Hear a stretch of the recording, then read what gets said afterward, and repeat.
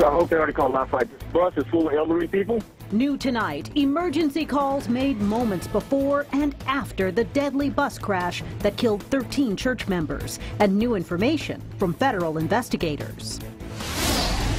And after multiple threats, North Carolina repeals part of its controversial bathroom bill. But will it affect a similar bill filed right here in Texas? This is KVUE News at 6.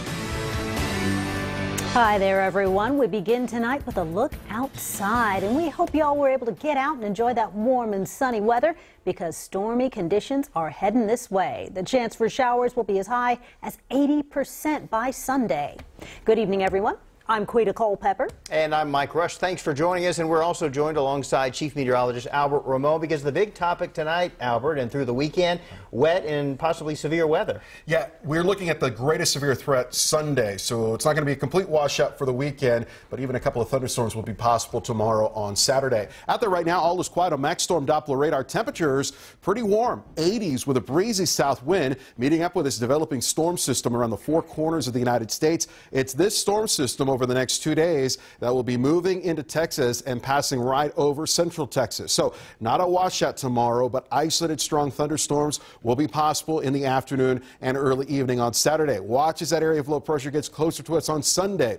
Numerous showers and storms in the forecast, and some of those could be strong or severe. So again, the greatest risk of severe weather, the greatest chance of rain, Sunday, starting in the morning time. We'll take you hour by hour, your full forecast, just a couple of minutes away. All right, thank you, Albert. And if you want to know exactly when and where those storms are going to hit, you can check us out, our hour-by-hour forecast live, or you can just download the KVUE weather app in the App Store. New information on the crash that killed 13 people in Uvalde County. A witness claims the truck driver who collided with a church van was texting and driving. During our 5 o'clock hour, we brought you the first press conference by NTSB since the crash. They didn't reveal very much, but they did answer the question about whether the church bus had seat belts. At this time, preliminarily, we believe that most, if not all, of the passengers on the bus were wearing their seatbelts at the time of the crash. The driver, as well as his front seat passenger, had standard 3-point seatbelts.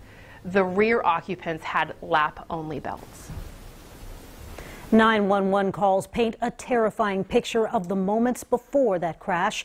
At least 2 people reported the driver of the pickup swerving all over the road. Deborah Knapp brings us those recordings. I'm following this guy. He's in a white Dodge Julie. He's all over the road, both sides. Somebody needs to stop this guy. We're getting close to Concan.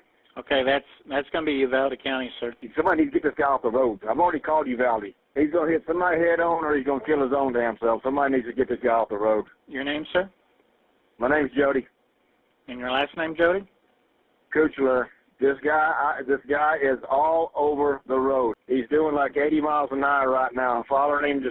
He's heading north, heading toward Concan right now. We're at the 1 mile. Yeah, we're 1 mile from Concan right now is where we're at. 12 minutes later, the same driver calls back. I'm the one that called in a while ago. I got this guy on video hitting this bus head on. I hope they already called last night. This bus is full of elderly people. And at least one other person reported the driver, who has been identified as 20-year-old Jack Dylan Young. Yes, ma'am. The vehicle that I had called earlier about has wrecked. Yes, sir. We've already been notified. Young is one of only 2 people who survived that crash. He's in fair condition at University Hospital. The other survivor, Rosemary Harris, is also in fair condition tonight. New tonight, 2 Austin police officers are suspended for a confrontation with a man trying to record a traffic stop. This happened in November. Officer James Malfrace confronted a self-proclaimed cop watcher who was taping another officer conducting a traffic stop. Malfrace is seen on video shining his flashlight into the lens of the man's camera and using his body to block him from recording. Officer Jesse Lane eventually joined in, preventing the man from recording. Malfrace will serve a 20-day suspension. Lane will serve 10. They can appeal those suspensions. A manhunt underway as Austin police search for another man they say could be connected to a recent murder. Police say 21-year-old Marvin Flint Jr. is a person of interest in the murder of Michael Blaylock. Police are offering a $1,000 reward for information that leads to an arrest. Carl Stokes is also a person of interest in this case. Both he and Flint have unrelated felony warrants, and police believe they may have information about the homicide. Police found Michael Blaylock shot to death earlier this month when they responded to a shots fired call on Carmen Court near St. John's and I-35. Call Crime Stoppers if you know where they are. Bad reactions to synthetic drugs happening yet again this week. Yesterday, paramedics responded to 34 incidents. Responders treated 60 people, and 33 of them had to be taken to the hospital. This has been an issue in our city since about 2012. The synthetic drug, often called K2, is actually a combination of hazardous chemicals. It's partially dangerous or particularly dangerous because the chemical makeup of it can continuously be altered, making it difficult for lawmakers to outlaw. Authorities say they're working with state, national, and international officials to put an end to these synthetic drugs. Democratic Congressman Beto ORourke announced this morning his challenge to Republican Senator Ted Cruz. He launched the campaign in his hometown of El Paso. ORourke recently gained national attention for his cross-country road trip with Republican Congressman Will Hurd. Senator Cruz is up for re-election next year. Now that North Carolina lawmakers are taking steps to repeal parts of their controversial bathroom bill, many people are wondering if it will impact a similar bill filed in the Texas legislature. KVUE political reporter Ashley Goudreau is live at the Capitol. And Ashley, what are political insiders saying about all this? Well, Quita, while what's happening in North Carolina adds to the conversation about the bill, it probably won't have much political clout. Texas senators passed Senate Bill 6, known as the bathroom bill, earlier this month, sending it to the House. SB 6 requires people use the restroom and locker room that corresponds with the sex on their birth certificate in state-owned buildings and public schools and universities. North Carolina was the first state to pass such a bill, a move that came with major backlash and the loss of some big sporting events. Now lawmakers there are working to repeal parts of the bill, making it more similar to what Texas lawmakers are trying to pass. James Henson, director of the Texas Politics Project, says in Texas, people on both sides of the issue will spin what's happening in North Carolina to their advantage, but all that talk won't have much impact.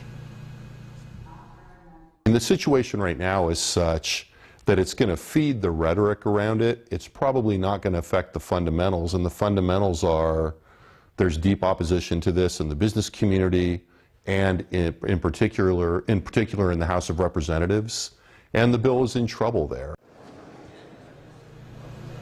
Speaker of the House Joe Straus has said time and time again he opposes the bathroom bill, and many in the House feel the same way. So Henson says North Carolina or no North Carolina, getting SB 6 through the House will be tough. In fact, we're more than halfway through the legislative session, and SB 6 hasn't been assigned to a House committee yet. Live at the Capitol, Ashley Goudreau, KVUE News. Thank you, Ashley. Georgetown city officials broke ground today on a new 525-acre city park. Jack Gary and his family donated their ranch property to the city in 2004. Gary also gave the city $10 million to build the park. That's in addition to $10 million in bond money voters approved in 2008. The park will have a splash pad, dog park, playground, and equestrian arena. They also plan to turn the 6,000-square-foot home into an event center. Gary tells KVUE he originally planned to live on the land until he died, but he wanted to make sure someone preserved it. We had this property and worked it for 20 or 30 years before that, and we'd fallen in love with it. We was out here so often, and it's so pretty. We just couldn't stand the thought of cutting it up. Gary also says he made sure the land can never be sold or divided to ensure the land stays undeveloped. They hope to open that park in about a year. That is going to be a beautiful place. A lot of people can enjoy it now, absolutely.